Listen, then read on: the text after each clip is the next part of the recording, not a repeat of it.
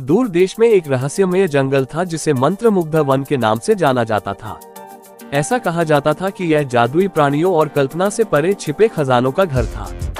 कई साहसी लोग इसके रहस्यों को उजागर करने के लिए यात्रा पर निकले थे, लेकिन कुछ ही बताने के लिए कहानियां लेकर लौटे थे। प्रवेश करने का साहस करने वालों में लियाम नाम का एक युवा लड़का भी था। लियाम हमेशा जिज्ञासु और आश्चर्य से भरा रहा था।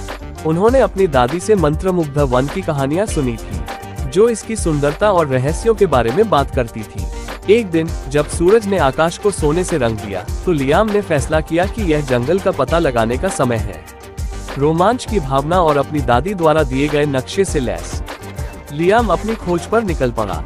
जंगल उन सभी चीजों से अलग था जो उसने पहले कभी देखी थी। चांदी की तरह झिलमिलाते पत्तों वाले पेड़ हवा में सरसरा रहे थे और रंग बिरंगे फूल एक नर्म मनमोहक चमक बिखेर रहे थे। पक्षी मधुर धुनें गा रहे थे और तितलियां उसके चारों ओर नृत्य कर रही थी, मानो उसे रास्ता दिखा रही हो। जैसे ही लियाम जंगल में गहराई में गया, उसे एक ऐसे प्राणी का सामना करना पड़ा जो उसने पहले कभी नहीं देखा था।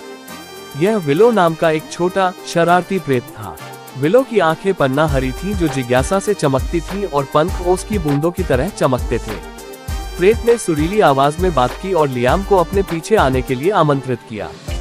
विलो लियाम को जंगल के बीचों बीच ले गया और उसे छिपे हुए झरने, चमचमाते तालाब और आईवी से ढके प्राचीन पत्थर के खंडहर दिखाए।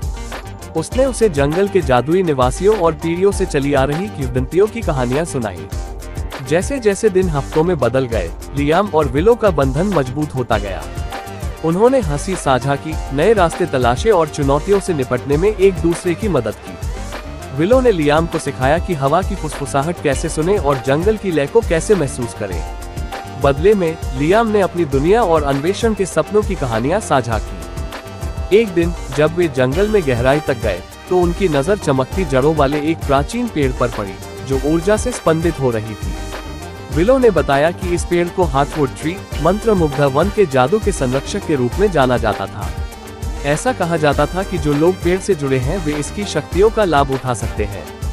लियाम ने पेड़ की आभा से प्रभावित होकर उसकी छाल पर अपना हाथ रख दिया।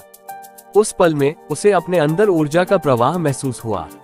जंगल के इतिहास की छवियां और यादें उसकी आंखों के सामने घूम गईं और उसे सभी जीवित चीजों के बीच गहरे संबंध का एहसास हुआ। जंगल एक सामंजस्यपूर्ण पारिस्थितिकी तंत्र था और प्रत्येक प्राणी इसके संतुलन में महत्वपूर्ण भूमिका निभाता था।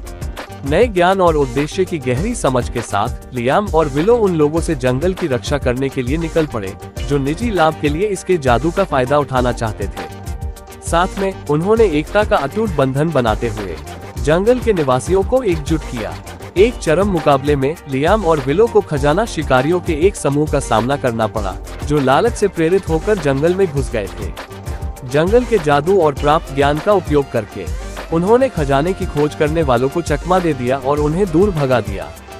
जंगल उनकी जीत से गूंज उठा और प्राणियों ने दोस्ती और सद्भाव की जीत का जश्न मनाया। जैसे जैसे समय बीतता गया, लियाम को वन संरक्षक के रूप में जाना जाने लगा और उसके कारनामों को किंवदंतियों के रूप में प्रसारित किया गया। मंत्रमुग्ध वन उनकी देखरेख में फला फूला, जो एकता की शक्ति, प्रकृति के प्रति सम्मान और सच्ची मित्रता की ताकत का प्रमाण है। और इसलिए लियाम और विलो की कहानी इसे सुनने वाले सभी लोगों के दिलों में अंकित हो गई। एक अनुस्मारक की सबसे बड़ा खजाना सोना या गहने नहीं है, बल्कि वे संबंध हैं जो हम बनाते हैं, जो सबक हम सीखते हैं और वो जादू जो हम पाते हैं।